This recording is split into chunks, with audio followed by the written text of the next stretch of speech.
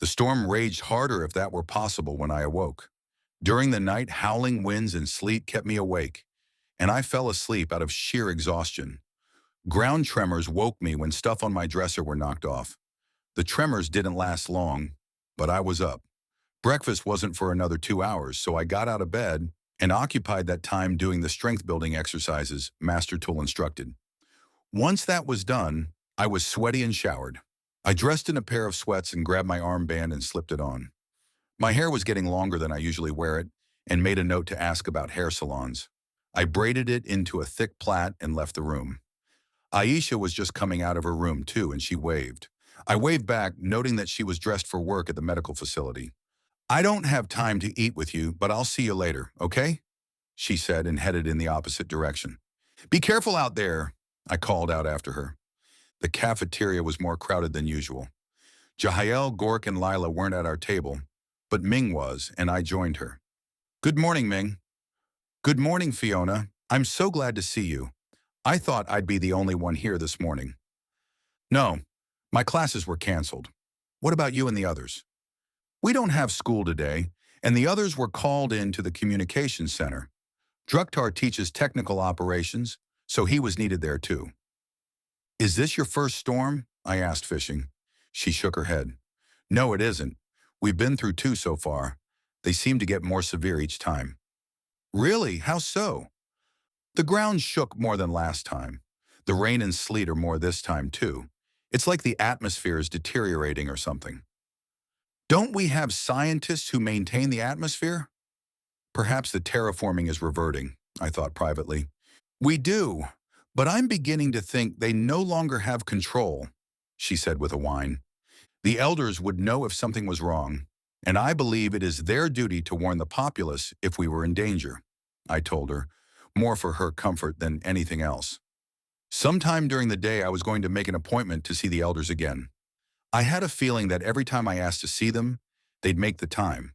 I felt that they were hopeful, that I would have good news for them. I didn't feel proud that I had them on a string, but it is what it is. We finished breakfast, and Ming told me that she was going to hang out with the other teachers. The library had more people in it too, and I was worried that I wouldn't be able to research what I wanted. The keeper approached me with her usual smile. "Hello, trainee BRIGHTBLADE. How may I be of service today?" she asked. I noticed that she now addressed me by what I was, a trainee. "Hello, keeper. I would like to read about Anthoran folklore if you have it." "Yes, we have a small section. Was there something in particular you were looking for?" Her interest rose up a notch, and I noticed. "Aha, I thought I wasn't about to give my hand away that easily. I'm just curious about the legends of our culture. I already read about our history, and now I want something less serious. Do you have anything you can recommend?" "Yes, of course, it is this way." She started walking, and I followed after her. She led me to an aisle much further than I'd been before. There wasn't anyone there at all, and the table had a communicator in case I needed to fine-tune my search. The keeper pointed to 2 shelves and left. I pulled down the first book and sat down to skim it. Fortunately, there was a table of contents, so I was able to see what was inside. The very last section of the book looked like it might be promising. I read about the fabled women of Anthora. These women were called the Shining Ones. They were healers, seers, and were known for their bravery. That one book led me to another. I read about the Shining Ones who had the ability to throw light by harnessing the sun's power. With the same light, they could harm or heal. I wondered if that was the Leak. I went through 3 other books and none elaborated more on the Shining Ones. So I asked the communicator if there were more books on Leak. I knew, of course, that somehow someone would be alerted to my interest. However, the communicator did direct me to another aisle. There was a section on the mythology of Anthora. It was in one of those books that I found out more. Leak was an ancient skill only a few clans on Anthora possessed. This skill involved the worship of the sun. It was said that the sun imbued them with its power. They were able to channel or harness the light of the sun through their bodies and project it. Both men and women had that skill. Somewhere along the line, the male population lost their ability, leaving only the women with the ability. They became the Shining Ones. With Leak, these women healed the sick and were oracles. Generations later, Leak was lost almost entirely, except for a select few. The Brightblade clan were among the ones who retained their skills.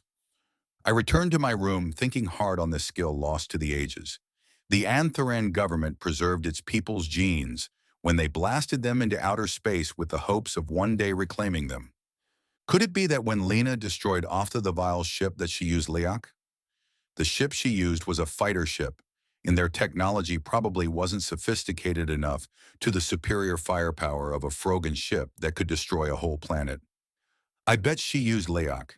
Flying to the mothership brought her closer to the sun, and she would have been able to call on its power. Aisha returned from work looking drained. I wanted to wait until after we had dinner to ask her about the injured. The storm raged all day and into the evening. Ming joined us at our table full of news. I heard that there was sighting of an unmanned probe, and those who keep watch are worried. Who would probe a planet? She asked. Where did you hear this? I asked her. She pointed to a group sitting at a table to the left of ours. Those guys over there work in Sector X. That's where Druktar teaches. I looked over at the table and didn't see anyone I recognized. Just then our chronographs chirped. The storms were still raging, and classes were postponed until further notice. All were warned to stay indoors.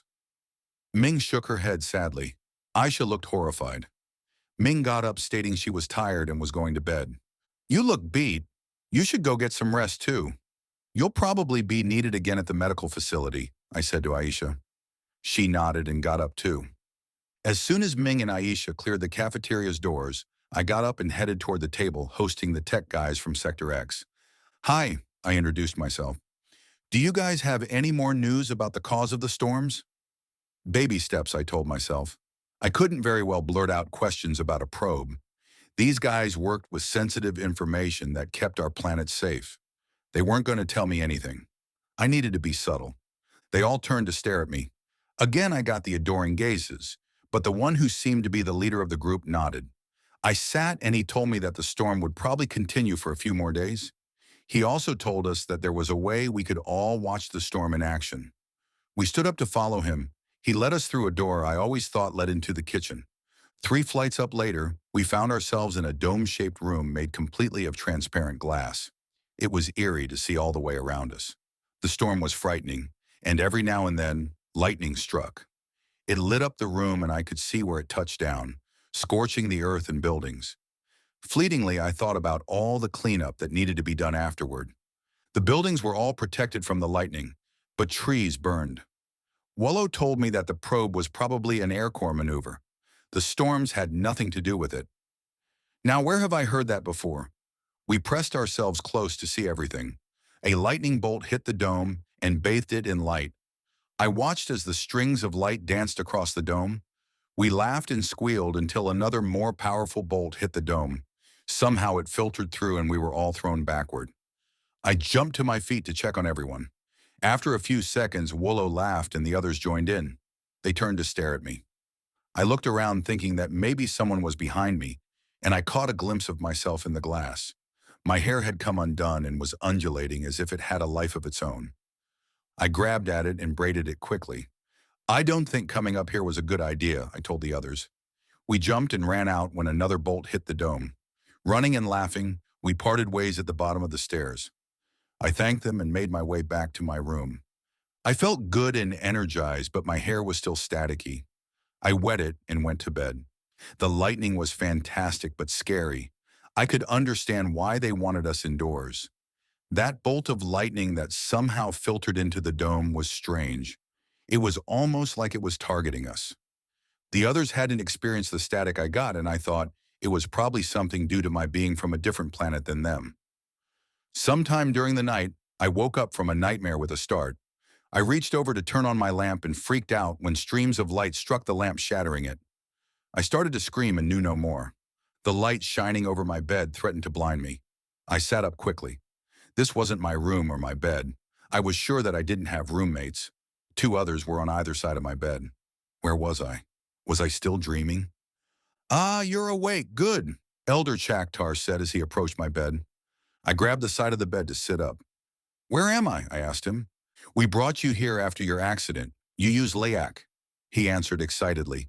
He pointed to the 2 in the beds on either side of me.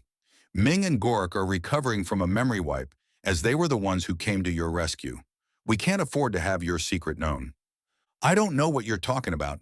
How could I use Liak when I don't even know what it is? I gave him my best "you're kidding" face. And yet you did. He held up his hand and walked out the room to come back with two attendants who pushed my friends out of the room. What's going to happen to them? I asked. I assure you they'll be fine. The memory wipe they've undergone is precise. They will only remember coming to your room when you screamed and called for help. Did you wipe my memory also? I can't remember anything other than waking up with a splitting headache. I had a bad dream and tried to turn on my lamp and then, oh my God, there was a stream of light coming from my hand. Elder Chaktar nodded knowingly. You used Liak. Your friends came to your rescue. You were screaming and passed out.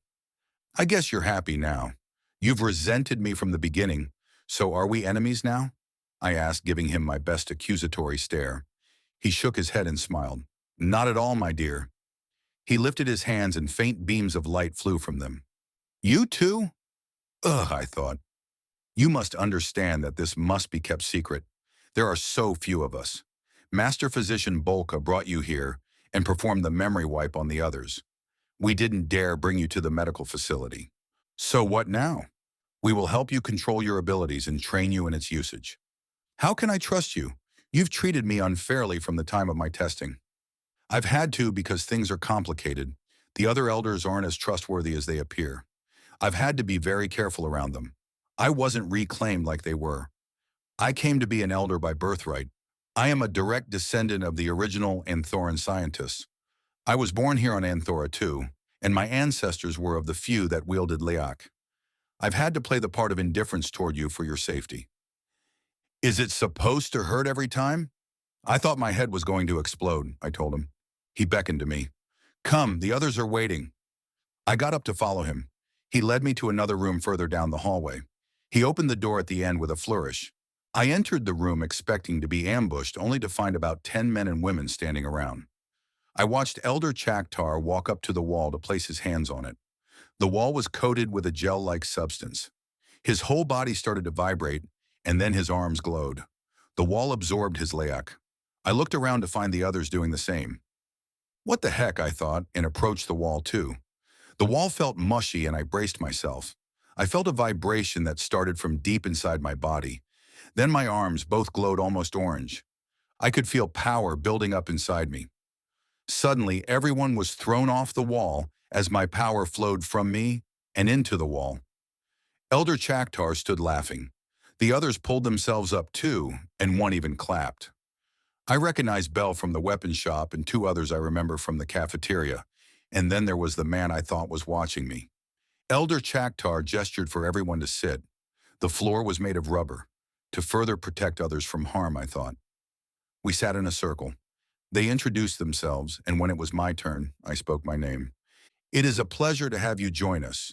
We have been waiting for you for a long time. As I said before, my name is Lao. I am also from Earth. I was born and raised in the mountains of Tibet. I grew up listening to stories about people who worshiped the sun and who could harness its power and project it. As an adult, I pursued those stories. I traveled extensively around the world gathering information. Some of our ancestors landed on Earth, and those stories are about them. As an anthropologist, I had many speaking engagements, and one man made it his business to attend as many as he could to get my attention. He made an appointment to speak with me privately. He said that he was a descendant of those people and that he was in hiding. He said that he was waiting for his people to come for him. At first, I thought he was some lunatic, but I decided to hear him out. We arranged to meet, but when I arrived, I watched as two men attack him and then suddenly remove their skin before dealing their final blow. They weren't human, and I watched them kill this man. When they left him there, I rushed to him, but it was too late. He warned me to be careful before he took his last breath. Did you ever meet this man here on Anthora too? I asked quietly. Lao smiled and nodded. It was Boehm. He prefers to keep to himself. What we all just did is expel excess energy. Fiona, you must do this at least once a day so that you won't overload again. We have rooms like this everywhere. The walls capture our energies and powers the building. Who is going to teach me to use Liak? I asked. Master Tool. Elder Chaktar began. Master Tool is here. He finished and walked over to the wall to expel, and then joined the circle. You must excuse me for being late. Elder Sim requested an audience with me. She wanted to know what progress you were making. She is especially interested in your combat skills, and he said, Elder Sim is one of those who is against Leak. She feels that it is an outdated skill. She would prefer our Air and Space Corps defend the planet. For safety's sake, Lao and I will train you instead, Elder Chaktar said. She was so kind to me, especially when I underwent the recall procedure. I was afraid and she stayed with me, I said in her defense. She was there to see whether your ability would emerge. If it had, she would have found a way to eliminate you, Chaktar said. How can you be so sure, I argued. She's done it before. We reclaimed an older man from her own planet, and when we performed the recall procedure, the man started displaying Leak. At first she acted overjoyed and insisted that the man be held over for more study. The man died days later of massive burns. What happened? It was suspicious how it happened. She smothered his body while he wielded, and he was burned alive, explained Master Physician Bolka. So she is suspicious of me because of my ancestry? I asked. Lao nodded. You mustn't let her know. Aisha insisted that I tell her at once if I found that I had the ability. Who am I to trust now? If at any time you feel the need to talk with someone, find Boehm. He is completely trustworthy, advised Lao. Master Tool got up, announcing that he had to leave. Fiona, when classes reconvene, your lessons will be right after your regular classes. The others got up as well, and I waved at Belle. I had a good friend in her, I thought. Lao hung back to escort me back to my room. The expel room was in the same building as the dorm rooms, tucked away in the lower levels. The entrance didn't have any doorknobs. To enter it, one had to use layak along the seams. Otherwise, it was just a wall. In a few days, Master Tool will be advising the elders of your progress. He will be telling them that you will be ready to travel to Earth in a few weeks to protect your brother. I will be assigned as your captain to help you, he said. I appreciate that. I fear for him, and I want him to be safe. Lao walked me to my room and said goodnight. The sky was turning pink. I wondered how it was that Gork and Ming were the ones to come to my rescue when Aisha's room was the closest to mine. I knew she was tired, but if Ming could hear me, how come she didn't? Before I could change my mind, I left my room to go check on her. I knew that she was overly tired, and when she didn't answer, I tried her door. It wasn't locked. I pushed the door open and peeked inside. I spied a bundle under the covers, and I was about to shut the door when my eye caught something on the wall opposite her bed. Aisha was hanging on a hook on the wall. I clamped a hand over my mouth, pulled the door shut, and rushed back to my room. Aisha was a Frogan. I leaned against my door and locked it. That thing that ate with us and laughed with us was a monster. How could it be? A clap of thunder lit up the sky, surprising me. I don't dare let her know that I found her out. Poor Jahael is going to be devastated when it all comes out. In the morning, I'm going to contact Elder Chaktar and he'll take it from there. A knock on my door startled me, and I grabbed the doorknob with shaky hands to open it. It was Aisha. I stepped back to let her in. Was that you who knocked on my door a few minutes ago? She asked sleepily. I nodded. Yeah, it was me. I had a nightmare and I didn't want to be alone. Oh, are you okay? Do you want to talk about it? She asked with genuine concern. I shook my head. No, I'm okay now. It was a silly dream, really, but I'm fine. Go back to bed. You still have to report to work in a few hours. Are you sure? Yes, I'm sorry I woke you.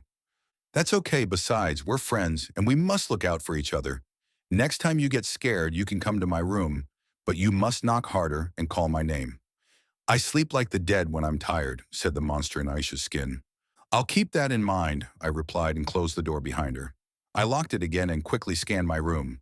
The lamp I shattered was replaced while I was gone. The layout crew were an efficient group, I must say. They worked quick. Suddenly, I wasn't afraid anymore. I was freaked out, but not afraid. Whatever we had to do to expose Aisha for what she was, we will do. I looked down at my chronograph to find a message on it. The storm was abating, and classes were back on schedule. I didn't know how I was going to sleep, knowing that thing was just a few feet from my room. When my chronograph chirped a few hours later, I realized that I must have slept. I awoke slumped over on the floor against the door. According to my chronograph, I had almost no time to get ready for class. A short shower later, I was dressed and hurried to breakfast. This morning, the cafeteria was full as everyone had places to be. I met my group with a guarded expression. The others didn't know what I knew, so I schooled my features accordingly. "Good morning, everyone," I said a bit over cheerfully. Aisha was sitting next to Jahael. They smiled and waved at me. I waved back and sat beside Ming. Gork and she looked no worse for wear. He and the others sat opposite me. Everyone looked quite normal, and I wondered how many more Frogans did we have in our midst. "This place is hopping this morning," I said to no one in particular. Most of us returned in the wee hours. The food was meager at the Air Corps mess hall, Gork explained. Druktar, Lila, and Jahaye and he were stuck at their workstations, unable to come back until the storms passed.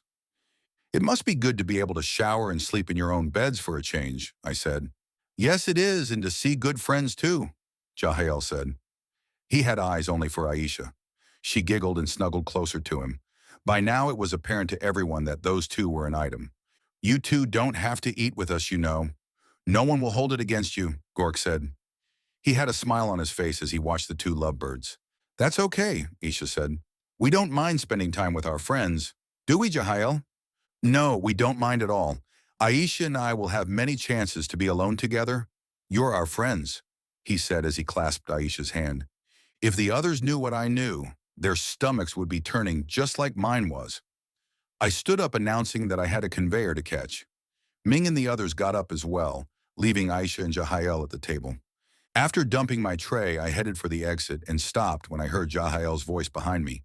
I turned to find that he was still sitting at the table. I was a good 10 feet away and I could hear him. How was I hearing him? I dropped to one knee, pretending to tie my shoe to listen some more. "Are you sure she didn't come into your room?" Jahael asked. "Relax, my love, she didn't. I went to her room afterwards. She was upset about some dream she had. If she had seen anything, her reaction toward me would have said it all. No, we are still safe. The listening devices you've placed in her uniform should keep us informed of anything the warriors are planning. Yes, I thought I'd get something by now, but what's coming through is static. I must find a way to replace the device. I think it's faulty. She is a BRIGHTBLADE.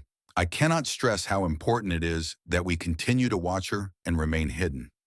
I am still new to the communications center, so I do not have access to Sector X yet. It is only a matter of time before I do, and then I will be able to disable the jamming device and uncloak the planet," Jahael told her. He sounded so confident. "Wonderful, and then you can contact the others. These Anthoran scum will finally be destroyed once and for all. I miss our children and I want to go home," Aisha said. "Wow, are you as surprised as I am right now? Fiona has discovered her powers and the enemy all in one night. Comment what you think she will do. As a matter of fact, what would you do if you found out you had powers and discovered your enemy was in disguise?" Well, that's it for now. Come back soon to find out what happens next. Don't forget to subscribe and smash that notification bell to stay informed. Bye for now.